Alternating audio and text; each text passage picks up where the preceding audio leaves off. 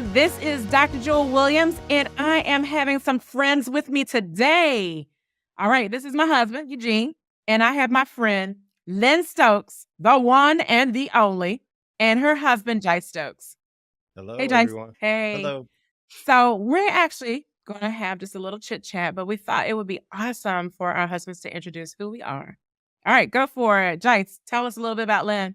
Lynne is a 25-year marketing professional, expert of brand management, and now currently she's a quench queen. So if you Oh, need personal branding help, go to Lynne Stokes, extraordinaire. it sounds like And I I'll need pass her. the mic. I need Miss Quench Queen myself. And this young lady to my right is a veteran teacher, a veteran principal, a current doctor of health sciences. She believes in having cold press conversations, the one, the only. Let's get all up from Dr. Jewel White Williams. Yes. All right. Thank you. Well, Lynn and I get ready to go on and have a little talk.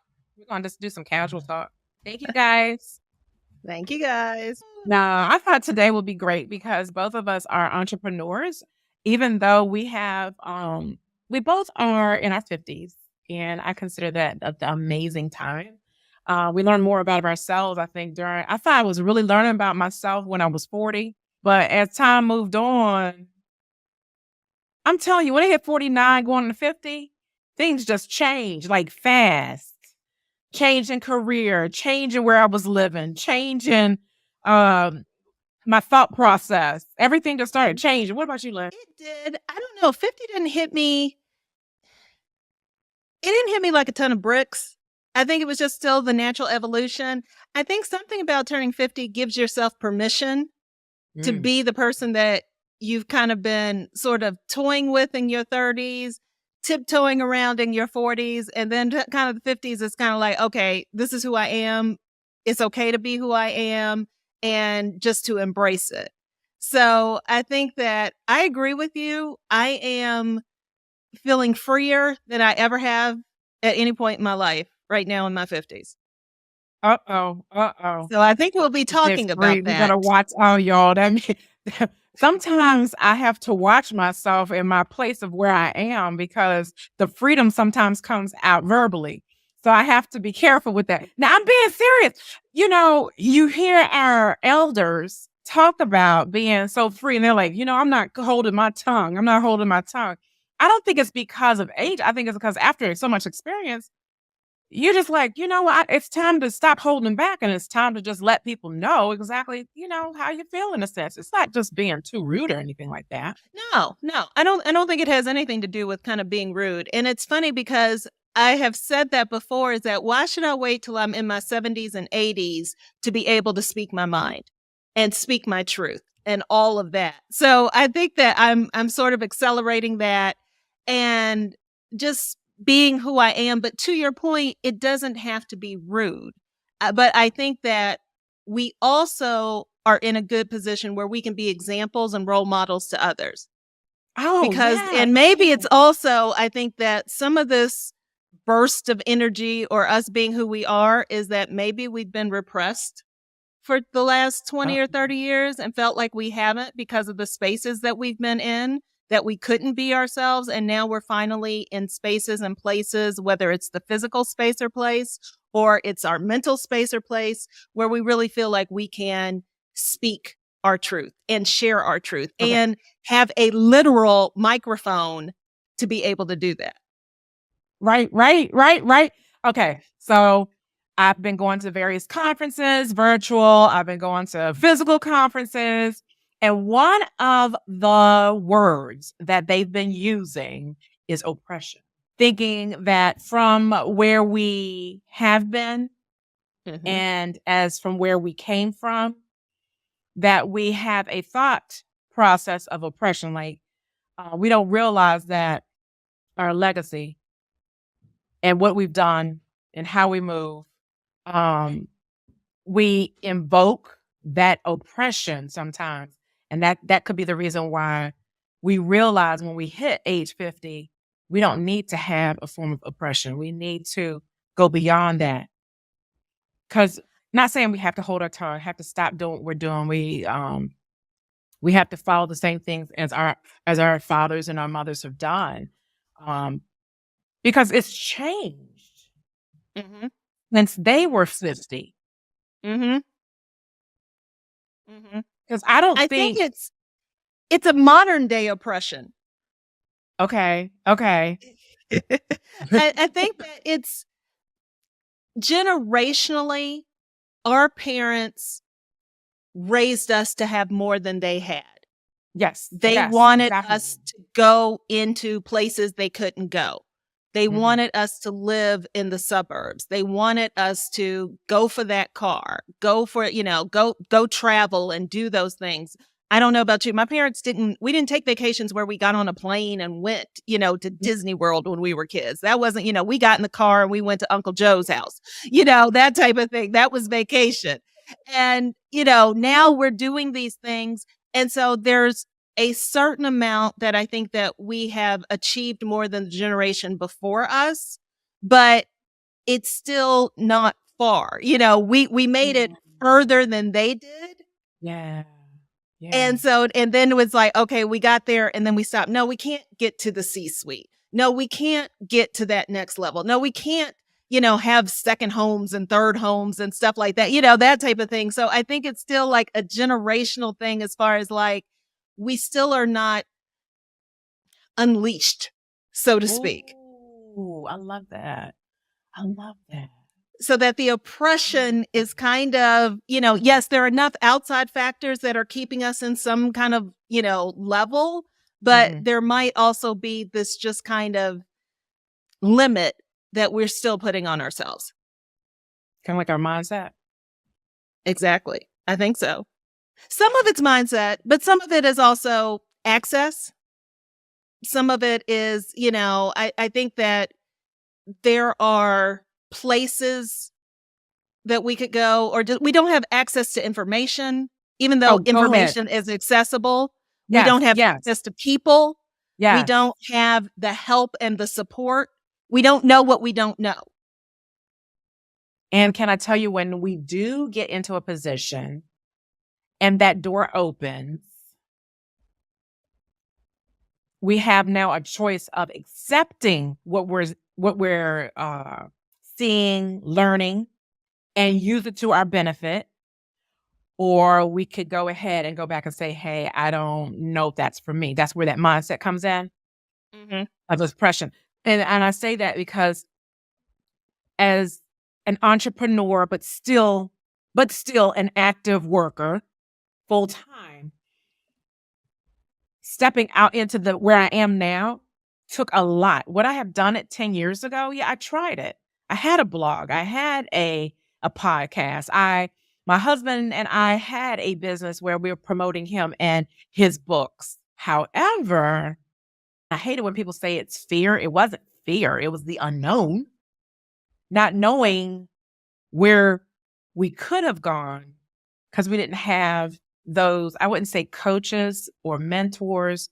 We didn't have a true guide to give us that outlet to let us know exactly how you can do this, or the proper way of doing it, or understanding that you're limiting your belief system. You're limiting your belief system.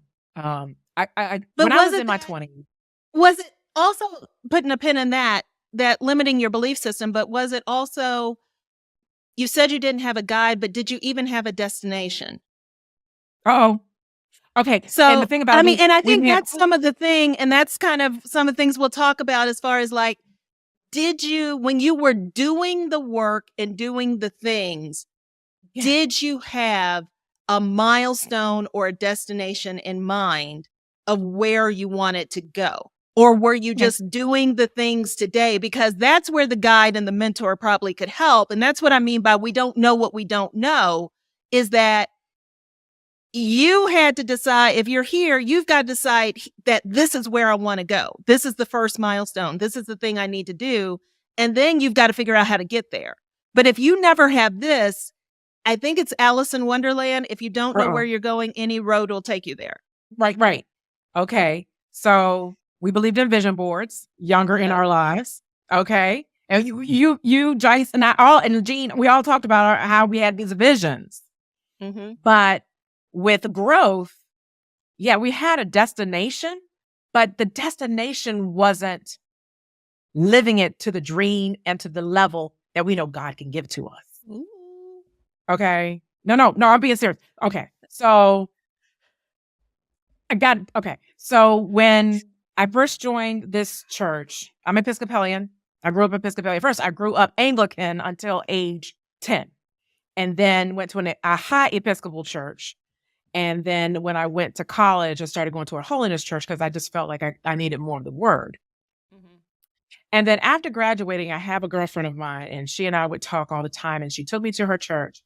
And there is an affirmation that we say, and I'm not going to give the whole thing, but it was powerful because the beginning of it really tells a lot about who you are. I am a child of God, an heir of God, a joint heir with the Lord and Savior Jesus Christ. I am more than a conqueror. Hold on. That is the building of letting you know who you are, whose you are, and where you can go. So even though I repeated it, did I really believe it? I did, but I didn't take it to the level of where I know I could have taken it. There was I hate to say, it's like a marathon. I don't run marathons, but I have gone in several races. I walked where I would jog a little, then walk a little bit, and then jog. Mm-hmm. And I'd hit that wall, and I'm like, I know the finish line is there. All the finish line is right there. But do I have it? And it's kind of like that with our life, that we have a choice of letting the wall or whatever it is there that stops us or go beyond that wall. And I think that's part of the growing up, part of the gaining who we are and where we are going. What do you think? I agree. I think that, in this part of the journey, as far as I've had 25 years in corporate and now doing solopreneurship, doing my own thing, I have read about it. I've seen it and I believe it, is that the secret to success is not giving up. 51% of your credibility is consistency. And actually, that is the thing that I am really focused on now in this season in my life, is being consistent. And one, we can define what consistency looks like for us. I mean, consistency doesn't mean like hustle, grind 24/7 and that type of thing. But I think being consistent in showing up is a key to success. And it is a hard habit to retain because we also have short attention spans, and we live in an immediacy kind of culture. I want it now. Microwave oven, food is fast, it's just DoorDash. I want the food delivered. Amazon Prime. If I got to wait more than, it used to be anything, 2 days, I got to wait for it. That was kind of the standard. Now Amazon might deliver your stuff the same day. You can have some, order it, and then 4 hours later it be at your door. And so I think that the consistency of showing up and not giving up is something that is a strong key to success in achieving whatever it is that you want to achieve. All right. So you mentioned, now there's a flip side of it. There's a flip side of that is one of my favorite. If somebody were ask me what's your best life advice, the best piece of advice you've ever given, Mr. Kenny Rogers from The Gambler, he gave the best life advice. You got to know when to hold them, know when to fold them, know when to walk away, and know when to run. So there is a balance between being consistent and keep showing up, but also having the discernment to know when you are knocking your head against a wall and you have tried something and it's time to redirect, to abandon that plan and pick another plan. But it's still about showing up. You still need to keep showing up. Well, that's what happened around my age 50. I had to know when to hold and when to fold and when to walk away. Did you run? And I probably ran. I did run. After, about after 6 months, I kept running and I ran into a whole nother city. So I'm being serious. Transplanted again. That's what I'm saying. It just sort of like life takes you where it's going to take you. You talk about transitioning from the corporate role to entrepreneurship, and how have the unique life experiences influenced how you approach the risk taking and the resilience in your quench? I think that the life experience is that I am growing more confident. It's confidence. I'm growing more confident as I age. And I had a life coach several years ago that kind of started me on this path back in 2018 of, vision board, values. What do I want to be when I grow up? That type of thing. And she asked me to describe my life then. How would I describe my life? And I said, I'm blessed. Good time, bad times, whatever. I know people would want to trade places with me in a second to have this life. I'm blessed. And she said, okay, but you've had some bad days and some bad times. I was like, sure. And she said, but every decision that you've made to this point has gotten you to this blessed life, hasn't it? And I said, yeah. And she said, so why would you start making decisions now that would take away from that blessed life? And I think that's what it is. And that's another piece of this over 50 type thing, is that you have survived 100% of your bad days. You have made decisions that have gotten you to this place that you are now. We have. And so therefore the risk taking and the resilience is that I can look behind me because I got more yesterdays than I have tomorrows, you should be confident in that the decisions that you made, good ones and bad ones, have led you to this place. So that's a big piece of my risk taking, is that I know how to make some decisions. I know how to have learned from the decisions that I made that I might have, zigged when I should have zagged, that type of thing. And I don't jump off of tall cliffs. I'm a planner. I make sure that if I'm going to take the risk, I know that the cliff is tall enough that it's big enough to be scary, but if I fall, I'm not going to hurt myself. So I think that's something with the age and the resilience and the risk taking, is that we have to have some level of confidence and faith in ourselves and our decision making. And that after being on this planet for half a century and we ain't totally jacked up our lives, that why would I start doing that now? Yeah. So why wouldn't I trust me, trust God? Really, that talk about what you say, I can do all things. Can you really? Yeah, I can. So why am I scared about posting on social media? Why am I scared about filing this LLC paperwork with the state? Why am I scared about going for that promotion? Why am I scared about speaking in front of a group? I can do all things. Yeah. Oh, I love it. Yes. I like what you received from your coach, what you said, 2018. That's powerful. So why would you make that change? You know what I'm saying? Because you've mastered it over that time frame. So let me throw it back to you, because you've made a career change later in life. And what were some of the challenges that you faced during that transition? The transition from education, as Gene mentioned when he introduced you, as far as teacher, principal, to now healthcare. What were those challenges and what did you do to overcome them? Or are you still kind of dealing with some of that old you versus new you? I'm going to be honest with you. The old me can sometimes come out because that's who I am and that's who I will always be. And because of the training in which I had. But I have, not many people know, only really close people like you and Jice knew that when Gene and I first met, I was doing autopsies for a hospital. So during that time frame, I was in science. I was focusing on science. I was also working part-time in a pharmacy as a pharmacy tech. And so that had always been a path of mine. But to leave from being a principal of 14 years and then moving on back into healthcare, it's changed drastically. So I had to understand the nuances. I wasn't going back into the hospital into histology or cytology. I'm going back as an EMT. There are two variances there. The way people work in EMS is different from somebody who is within a hospital itself. So it took a lot when I when I resigned from my job, and I didn't resign, offhand. No, my dad was sick. I mean, he was on hospice and he was slowly declining. He was doing really well, still walking and everything, but his physical body was declining even more. And so I was like, I'm going to go back and get my CNA. Okay, here I am, near 50, getting ready to go back to school for CNA. And then I was still in the process of taking coursework for my doctorate. And I saw a sign and it said, hey, we're looking for drivers for EMS. I was like, hey, I got a little time. I thought it was, it's the You mind. didn't. But Where do I have no, time you for it? didn't. Okay. You didn't have time, but you told yourself you did. So I knew.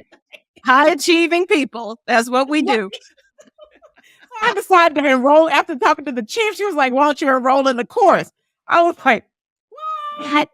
I don't know if I can do it. I didn't even talk about I was already in all these other. I was like, oh, okay. I did tell I was doing my dissertation. I mean, a doctorate. I was like, sure, okay.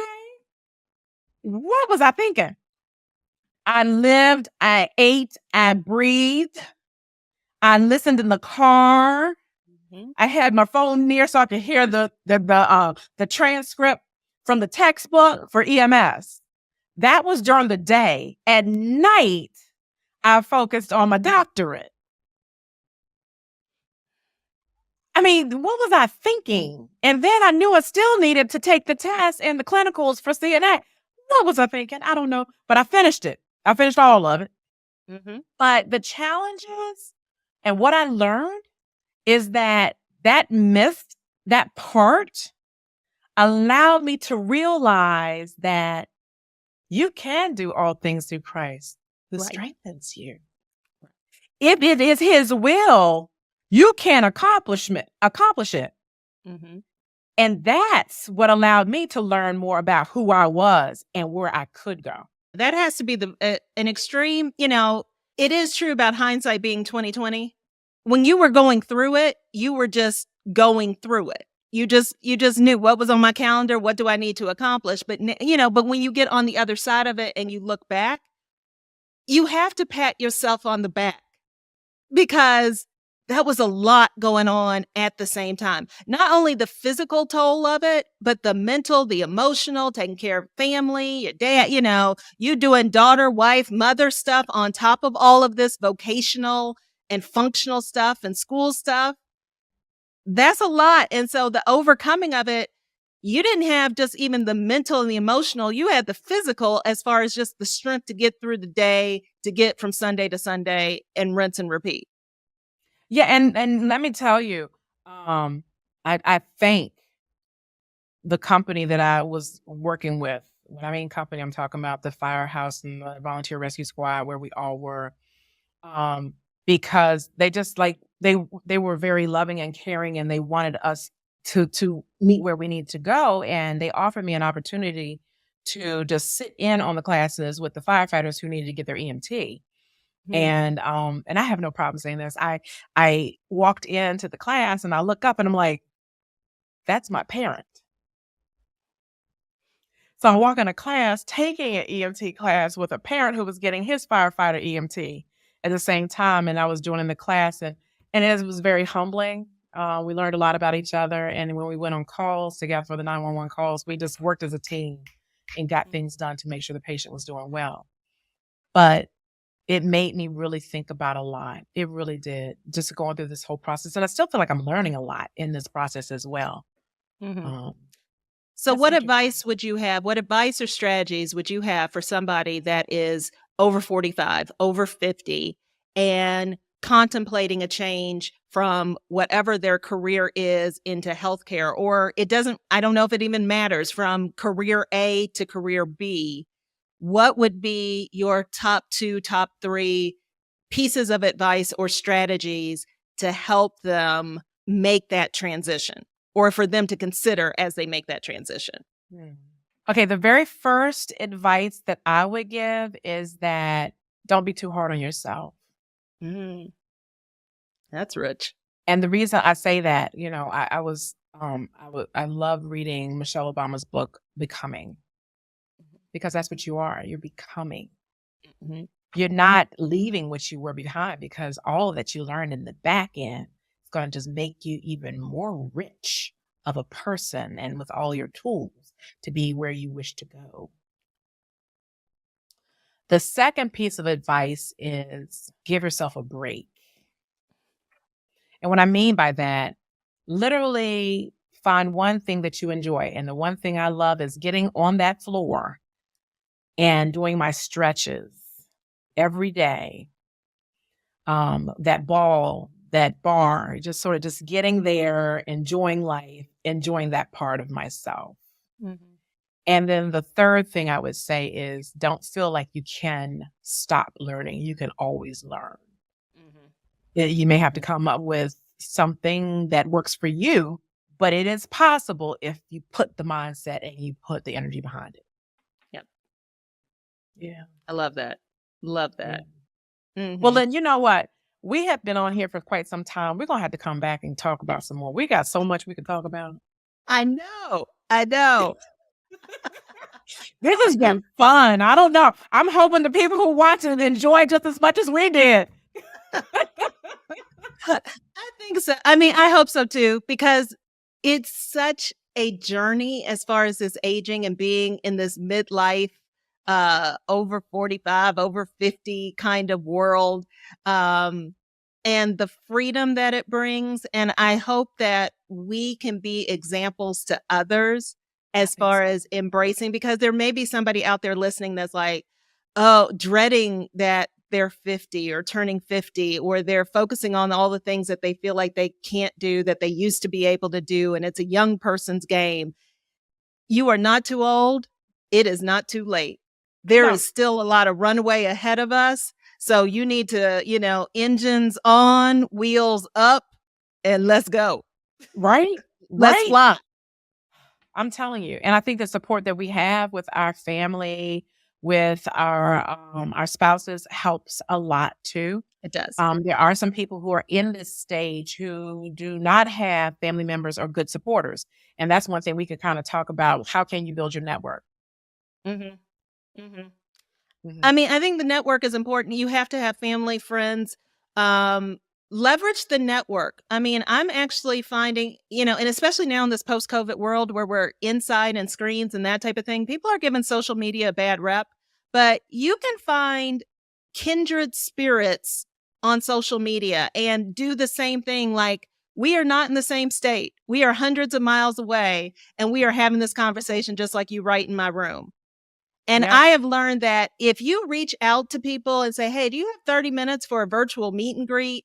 Especially if it's somebody that you're looking to change fields, change careers, get motivated, that type of thing, people will have time. People love talking about themselves. And a lot of us love meeting new people and that type of thing. So I think, they say you can't find friends and make new friends when you're older. I don't necessarily believe that. I'm making friends all across, the country, across the world, just by virtue of putting myself out there, on social media, which is tied to what I'm doing as far as personal branding in my business. But the people that you're coming in contact, it's amazing how many new people can come into your network. If you're feeling somewhat lonely, all you need is a Wi-Fi connection, a phone, a tablet, a laptop. And, there's a world of people out there that can be in your network and will be willing to talk to you, to help you, and for you to be an encouragement to them. It's a two-way street. I think so. I think so. I really, really do. So we're going to just sign off right now. Say thank you to everyone who's watching. Lynne Stokes, Dr. Jewel Williams. We're just two September sisters, just enjoying the flow. That's right. Enjoying the flow, enjoying each other, and enjoying life. And just want to spread that with others too. This has been so much fun. This has been a lot of fun. We don't know when the next episode's coming out, but let me tell you, I've enjoyed myself. I'm sure Lennon, right. We don't know when, but guess what? We're going to find time. Once we post this, y'all going to be like, what? What in the world? This was good. We need to hear about these September sisters here.